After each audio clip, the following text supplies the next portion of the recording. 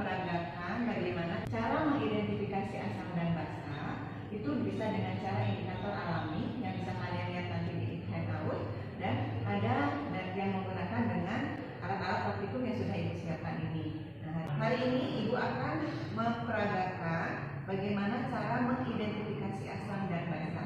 Alat dan bahannya yang akan digunakan, ibu perkenalkan pada kalian. Yang pertama, ini adalah gelas kimia, kemudian ini adalah plat tetes, kemudian ini pipet tetes, kemudian di sini ada pH meter, kemudian selain itu bahannya yang kita gunakan di sini ada cuka dapur atau biasa kita sebut dengan asam cuka, kemudian ada asam sulfat atau air aki, di sini ditulisnya air aki, kemudian ada soda api atau NaOH, kemudian ada air sabun dan ada aquades. Itu bahannya. Selain itu juga ada ini alat untuk mengidentifikasinya. Yang pertama ada lakmus biru, lakmus merah, dan ada kertas indikator universal.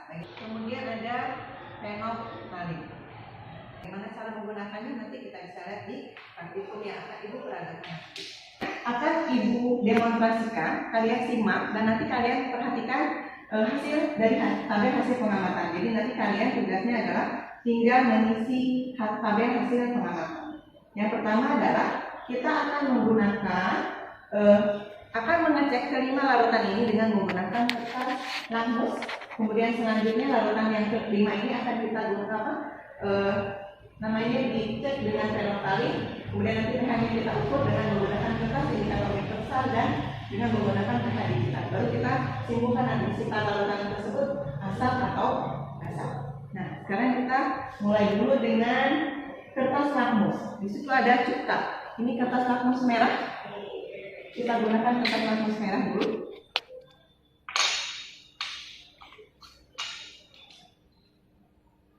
Kertas lakmus merah apabila kita celupkan ke dalam asam cuka, bagaimana warnanya? Warnanya tetap merah. Jadi kita tulis di sini pada kertas lakmus kita lakmus merah tetap berwarna merah. Artinya dia tidak berubah. Kemudian pada air aki, bagaimana air aki ini kalau kita masukkan lakmus merah? Ternyata tetap menjadi warnanya adalah merah. Ini untuk air aki, warnanya tetap merah. Kemudian NaOH dengan lakmus merah. Kita lihat di sini. Nah, menjadi warna apa? Menjadi berwarna biru. Cek di sini berwarna biru. Kemudian air sabunnya misalnya merah, masukkan di sini menjadi biru.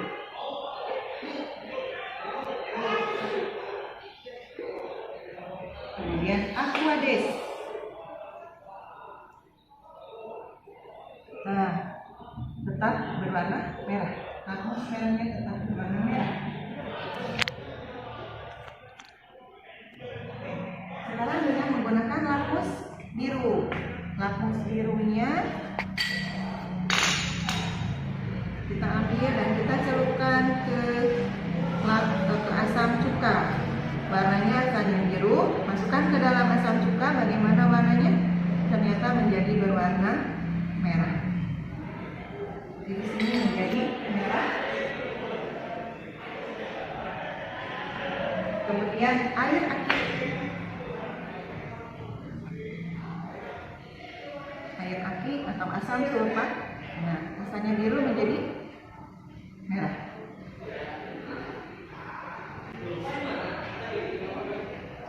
Kemudian soda api. Soda api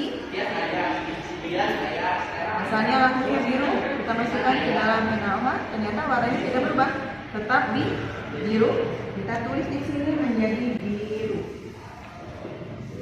Kemudian air sabun.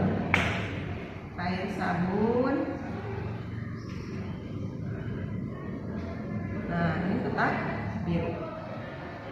Sabun juga tetap biru. Kemudian Aquades. Aquades ternyata tetap biru. Sini biru. Nah, sekarang dengan fenolftalin. Kita teteskan dulu masing-masing larutan ini. Kita teteskan dulu masing-masing larutan ini. Cuka 3 tetes saja cukup. Kemudian asam sulfat, air aki ya, sini 1, 2, oke cukup. Kemudian NaOH atau soda aki kita teteskan di sini. Oke. Kemudian ini air sabun. Nah, di sini ada air sabun. Ini adalah Aquades. Aquadesnya. Oke. Sekarang kita teteskan fenolftalin ke dalam masing-masing larutan. 1 tetes saja cukup ya. Kita perhatikan cuka. Cuka, air aki tidak berubah. Kemudian ini soda api. Ini air sabun. Ke Aquades. Nah, dia tidak berubah. Nah, sekarang hasilnya kita tulis di cuka. Fenolftalinnya dia tetap berwarna dari fenolftalin cuka ini. Ketika ditambahkan fenolftalin, dia warnanya tidak berubah. Jadi tidak berubah, kita tulis tetap.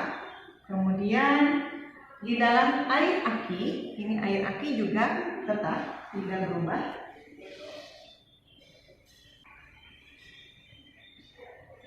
Kemudian di soda api menjadi merah, ditulisnya jadi kita tulis merah. Kemudian air sabun hasilnya juga menjadi merah. Dan di Aquades ya tidak berubah juga, tetap tidak mengalami perubahan. Nah, itu adalah dengan menggunakan fenolftalin. Sekarang kita ukur pH-nya. Yang pertama dengan menggunakan kertas indikator universal.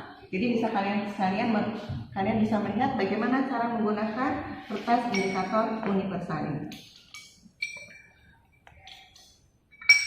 Ingat ya, kita tetes itu jangan kita gunakan untuk larutan yang lain. Jadi khusus masing-masing larutan supaya tidak terkontaminasi masing-masing larutannya. Sekarang kita lihat di sini. Ini ada kertas indikator universal.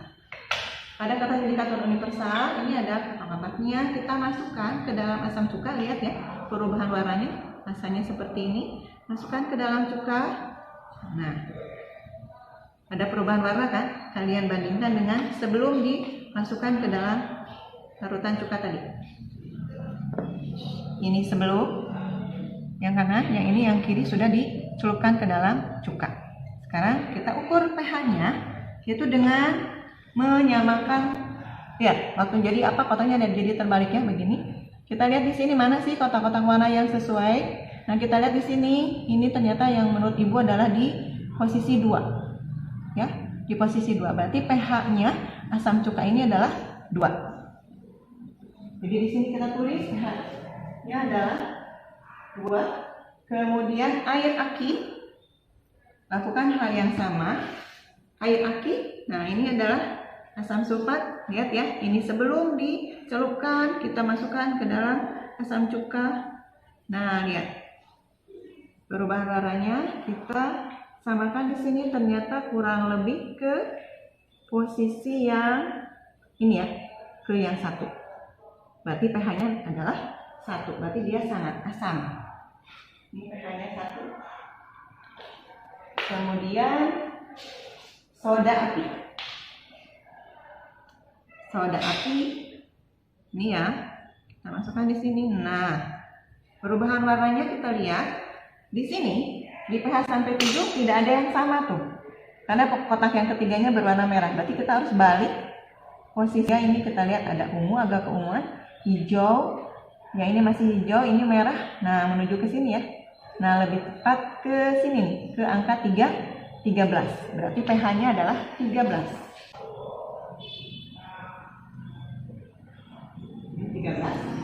Kemudian air sabun. Air sabun kita ambil untuk air sabunnya. Air sabun ya. Nah, kita lihat di sini. Berarti pH-nya di atas 7 juga ini. Merah. Nah, ke sini. Sama ya, sekitar hampir ke sini nih, ke 14. Oke, kita tulis di sini 14. Oke, kemudian Aquades. Aquades kita lihat di sini. Aquades. Nah, Aquades hasilnya ternyata kita lihat di sini adalah kurang lebih ada 7. Ini adalah 7.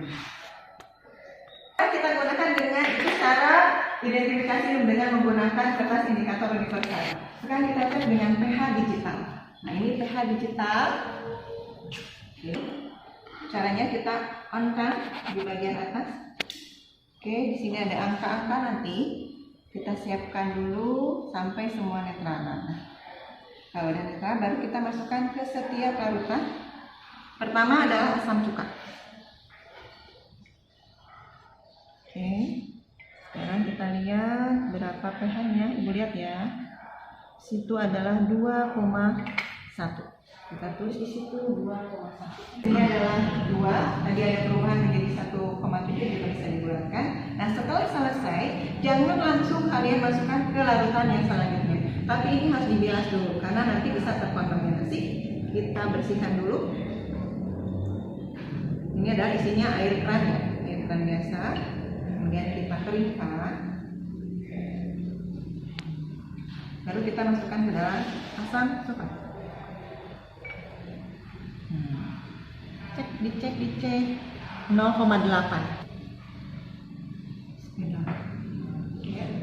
Dibulatkan saja menjadi 1. Kemudian kita bilas lagi.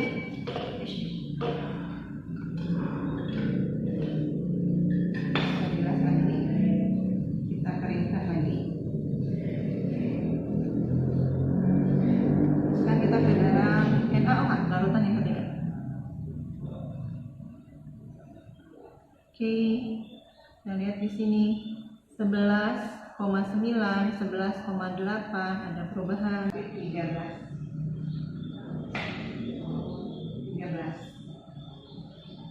Oke, kemudian sekarang air sabun kita bilas juga. Kita bilas lagi.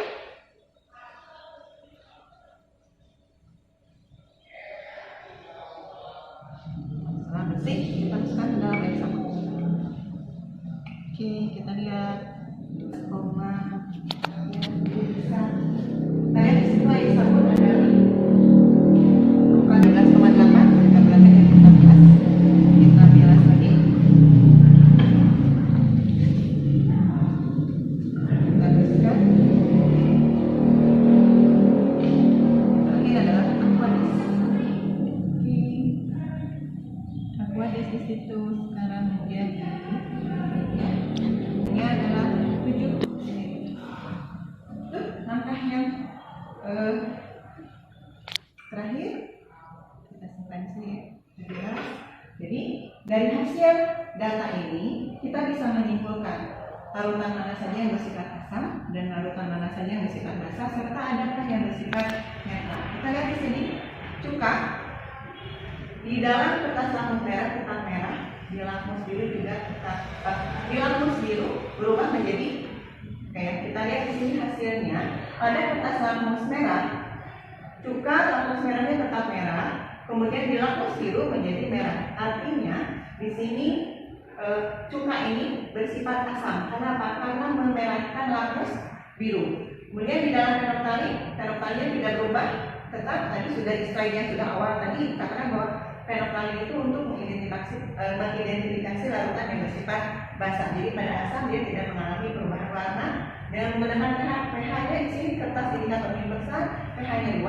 pH 2 itu lebih kecil dari 7, berarti dia bersifat asam juga. Dan pH digitalnya juga sama, pH-nya adalah 2. Jadi dapat disimpulkan bahwa cuka ini sifat larutannya adalah bersifat asam.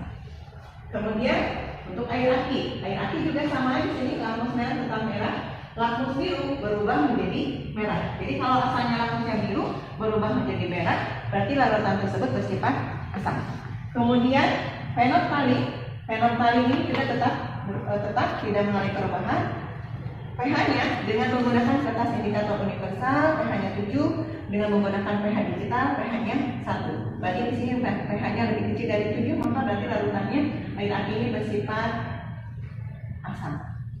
Kemudian yang ketiga soda api. Soda api, lakmus merahnya berubah menjadi biru, lakmus birunya tetap biru. Kemudian pada fenolftalin berubah nih, kalau tadi air aki dan cuka itu tetap, ternyata pada soda api, pada fenolftalin, ditetesi fenolftalin berubah menjadi merah.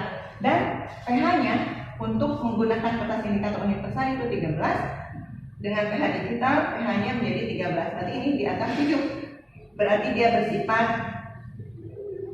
basah. Kemudian air sabun kita lihat, lakmus merah menjadi biru. Jadi kalau lakmus merah berubah menjadi biru, berarti larutannya bersifat basah. Kemudian lakmus biru tetap biru, ditambah fenolftalin berubah menjadi merah, kertas indikator universal pH-nya 14, dengan menggunakan pH digital pH-nya 14. Jadi ini pH-nya lebih dari 7. Kemudian dia ditambah fenolftalin menjadi merah dan lakmus merahnya menjadi biru, itu bisa dipastikan bahwa dia bersifat basah. Nah, bagaimana dengan Aquades? Aquades ini kita lihat, lakmus merah tetap merah, lakmus biru tetap biru, ditambah fenolftalin dia tidak berubah warnanya, menggunakan kertas indikator universal pH-nya 7, menggunakan pH digital pH-nya 7. Artinya, kalau larutannya bersifat netral, maka pH-nya sama dengan 7. Berarti Aquades ini sifatnya adalah netral. Nah, tugas kalian itu adalah mengisi tabel hasil pengamatan ini yang akan dikumpulkan dalam tadi. Barangkali demikian. Nanti kalau ada pertanyaan bisa kalian waktu ibu. Semoga pertemuan ini cukup memuaskan dan bisa dimengerti oleh kalian. Demikian. Wassalamualaikum warahmatullahi wabarakatuh.